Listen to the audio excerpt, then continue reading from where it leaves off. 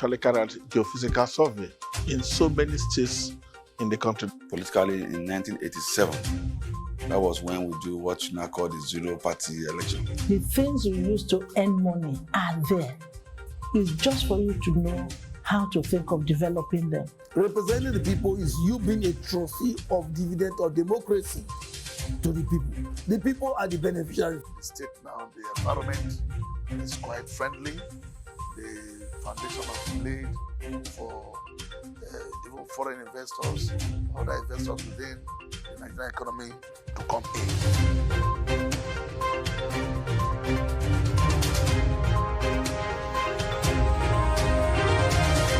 It's interesting to have you join us once more on your personality program, Deltascope.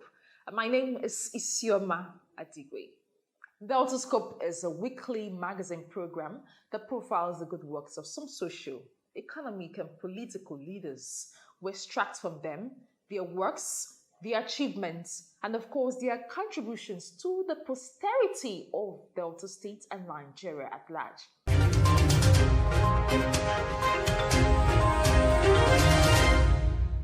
On this edition of Deltascope, our media crew had an interaction with a very soft-spoken man, but quite a great personality.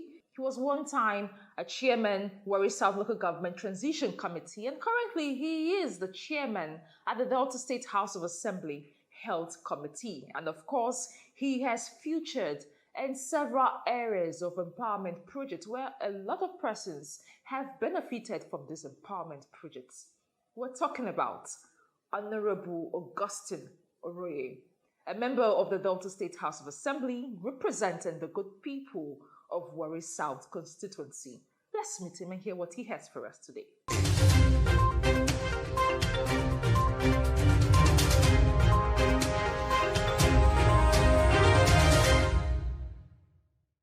Honorable Austine Uroye, a member of the Delta State House of Assembly representing the good people of Warri South.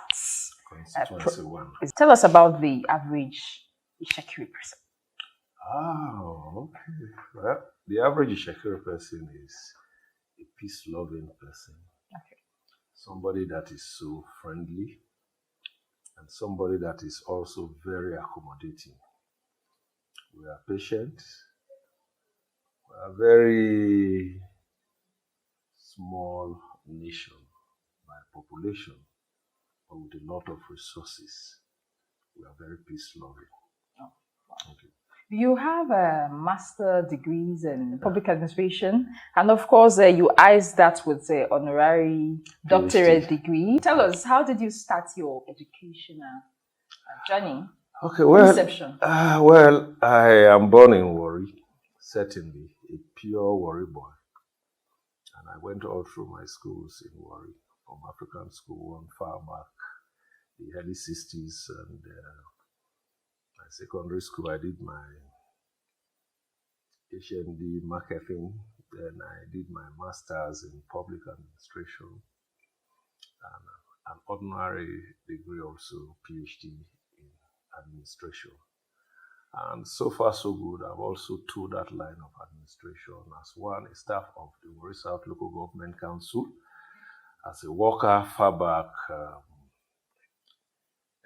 late 80s, and the secretary of the local government politically, chairman of the local government, Warri South Local Government politically, and also now a member of the State House of Assembly representing that same local government. So I've been on back-to-back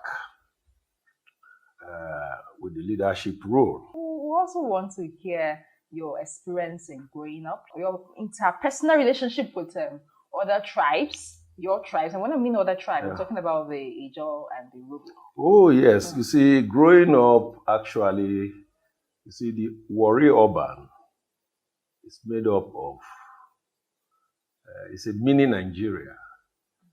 And then we had the Ijaws, the Robo, the Isoko, the Kwale, the Udukwa, the Hausas, the Yorubas, the Igbos. You know, growing up, there was no segregation. we were all living as Nigerians. And then they tag you as Warri boy. They don't tag you as Urobo or Shekiris or Ijo or this. You understand me? So proper Warri boy, when you hear him talking, we don't have this segregation of I am from Urobo, I'm from Ijo, or I am from Isoko, or this thing. But you see, as time progresses, as politics come, development come, the trends start changing, this segmentation start coming. And you know, in segmenting people, sometimes the easiest tool you use is religion or tribe, identity, trying to create walls. But we are all humans.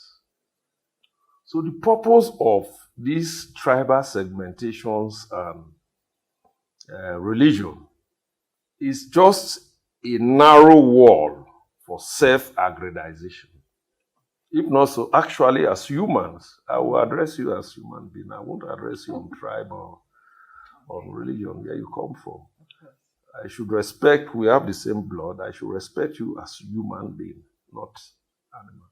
Now, considering the fact that you are a legislator and you're close to your people, how have you been able to fuse this unity within? I'm talking now still on the Ishekiri and the Urobo. Okay, you see, like I tell them, well, for me, I'm having both parts in me. I'm partly Shekiri, partly Urobo. And so, but when I address people,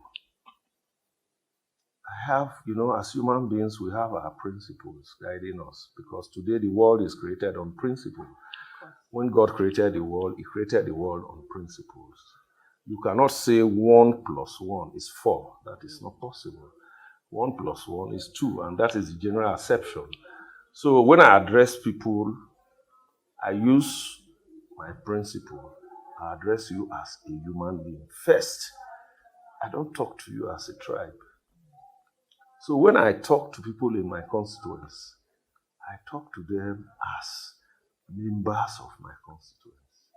Because in that constituents, we have non-natives, we have Ishekiris, we have Urobos, we have Ijos, we have Isoko, we have Kwales, we have Calabar, we have all of them living in Warri because it's a metropolitan city. Exactly. Okay? And you know the genesis of Warri. Warri is a mini Nigeria today. If you talk about the country, you call Warri, you call Lagos. It comprises of all the different tribes. All different tribes. So you see, and fortunately for me, my constituency is the hub Warri proper. So sometimes when I address people, I avoid bringing sentiments. Okay. I would like addressing them on the merit as somebody representing them.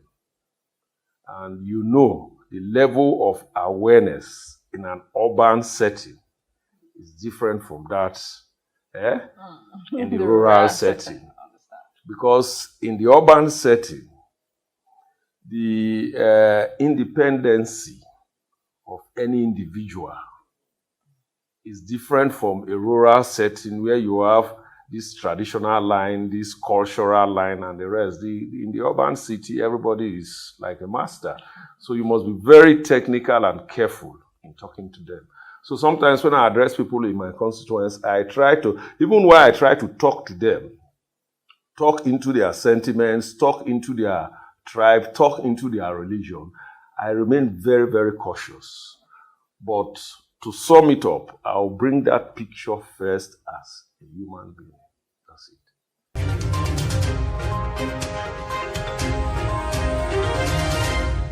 You know, how long have you been at the State House of Assembly? Okay, I've been at the State House of Assembly going to 3.5 years now. Okay.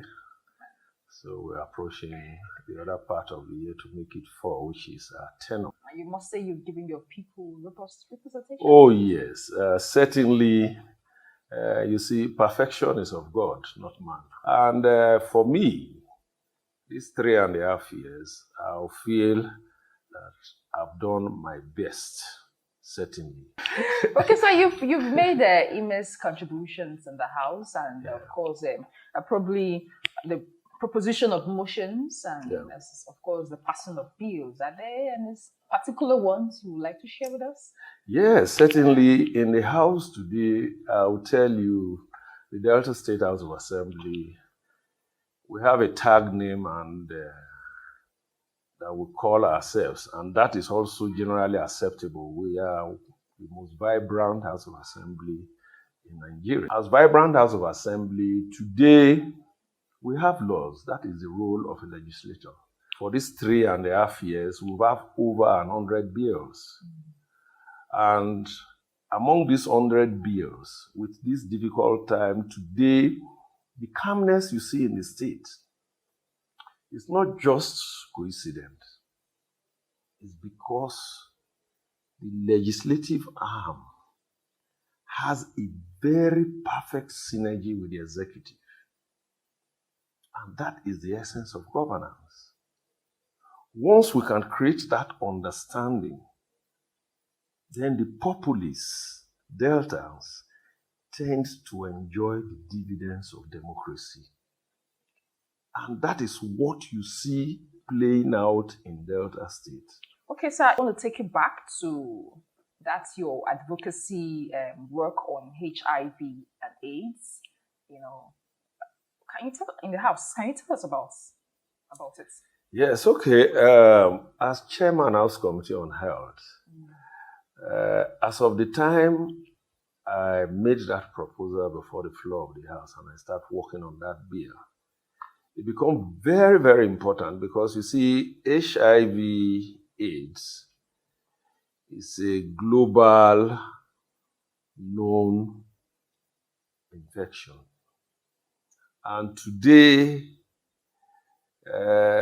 in the history of medicine, they've not been able to get a permanent cure on that virus. And today, sciences and developments have reduced that threat that goes with HIV. They've been able to manage the effects of the virus on human, as a result, extending the life of any infected person, also reducing the strength of the virus in any human to 0. But the major thing that science have not been able to establish is also the human stigmatization on persons with HIV. HIV is just a sickness, just like every other sickness. So unknowingly, when people have that, and after tests and the rest, and it is known that one is a carrier, the society should be friendly. Government should be friendly. So that prompted me making that bill on discrimination against persons with HIV, AIDS, and other diseases.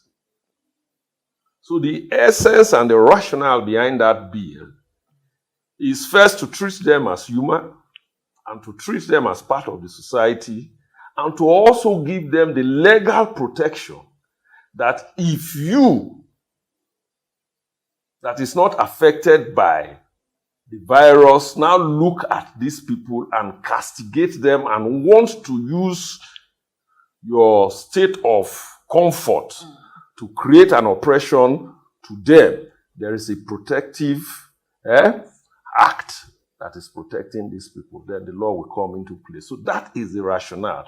And that is also globally accepted. We talked about you coming back, your people recommending you again to run a second term at the Delta State House of Assembly. Going back again to your scorecards now. You've been involved in some empowerment projects. Yeah. Tell us about it. In the State House of Assembly, if an appropriation bill is sent to the House, it's my responsibility to look at, from this Commonwealth, is people from Warri South Constituency 1, their interests being represented there? Are schools to be built there? Are there roads to be taken there? Healthcare, is it going to that segment? Security, is it going to that segment? You know, I'll look at these areas before the floor. And if they are all there, and it is equitably shared to my people, then there is no problem. I've done my job. But if it is not equitably shared to my people, if my people is segregated, if my people is not thought of completely in sharing the commonwealth of the state, it is my responsibility to raise an objection and also speak on their behalf. That is my primary motive. And so far, so good in the State House of Assembly. I think my voice and the voice of my people have also vehemently been heard. Okay. And outside that, like today, as a member of the House, by virtue of our understanding and cooperation with the executive, we have what we call constituency projects. Those constituency projects are as a result of the executive appreciating us as members to say all members representing constituencies, the 29 of you in this house, representing the constituencies that makes up the state in this house, we are going to appropriate a project to you to take back to your people. Then outside that, we also have what we do personally out of passion. During my campaigns, I did promise persons and people from my constituency, especially the vulnerable women, that I was going to assist them with a take-off capital to start small business. That was my personal commitment to them. Which you eventually did. Which I eventually did. Okay. Which was my first commitment to the women that are vulnerable in my constituency. Then going forward also, I've also done some other promises that I gave to them. Then in the area of education, I've also assisted a lot of the young ones from my constituents into schools like School of Nursing, Midwifery, because I'm a chairman of Committee on Health. So sometimes I know they want to do that, and I know the health sector, the market is so huge. When I see people from my constituents that are willing to go into that area, I give them a lot of encouragement, support the admission process. Then from the Ministry of Health also, you know, today Delta State government is the biggest employer of labor today in the state. And in doing that, you must also take the health sector very well, because today they say health is wealth. But for me, that theory is not too correct, although it's right. But for me, health is life, not wealth. You can be wealthy, and if you are not healthy, then there is no life in you. Of course. But if you are healthy, there is life in you, then there is hope. So instead of health is wealth? Health is life. That's your own. That's mine. And I think that is bigger than when you say health is wealth. Okay? You can be wealthy, and if you are not healthy, we've seen people today now. They buy this oxygen, you get free. They pay for bottles of oxygen. Multi-billionaires, millionaires that are in their sick bed. they can't breathe what you are breathing in freely. They start paying for it. So you see, that is wealth, but they are not healthy, and there is no life. Okay? So if I'm healthy, then every other thing comes in. That's a very strong philosophy. Every other thing comes Okay, in. let's go back to campaigns, elections. Come 2023. Yeah. What's your plan for your people? Well, you see, in the legislature, the older you become, the better it is for your people. Because the legislative arm of any government, nationally or globally, is like there is a structure with principles. The older you become, the more ranking you have. And in that section, the ranking members will have their respect and honor before the young ones coming in.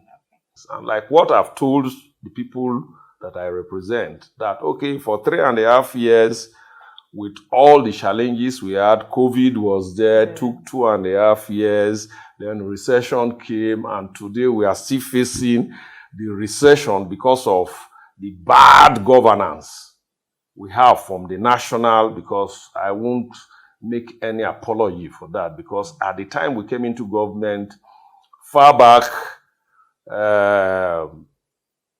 in the 2015, before this present administration, we know what the Naira was to the dollar.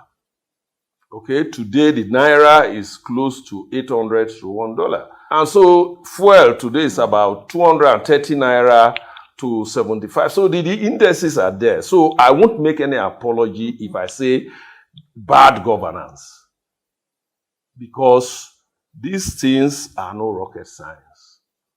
If you apply the right principles, you get the answers. But if you apply the wrong principles, the people will suffer it, because that is what we are facing. You understand? So I've told my people, well, if I've done what I've done in these tough times, hopefully, as a pessimist, somebody who have hope, going into 2023, by special grace of God, if PDP comes from federal to state and with the pedigree of our party, certainly these tough times will be something of the past.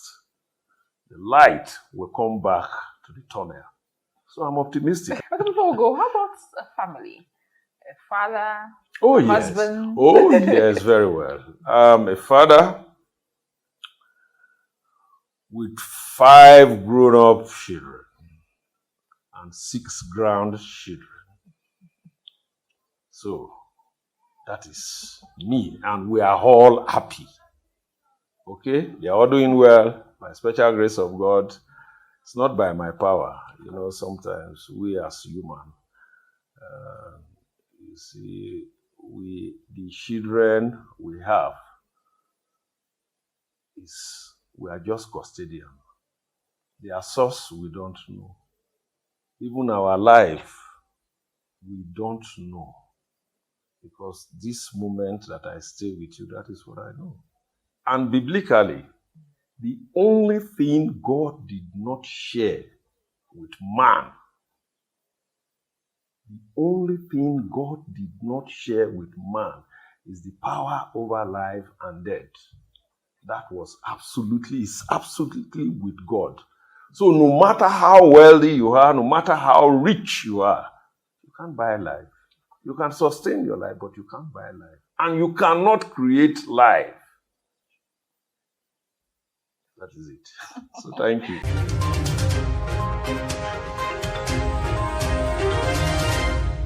Such a great personality, so much heard and said, with so much enlightenment there.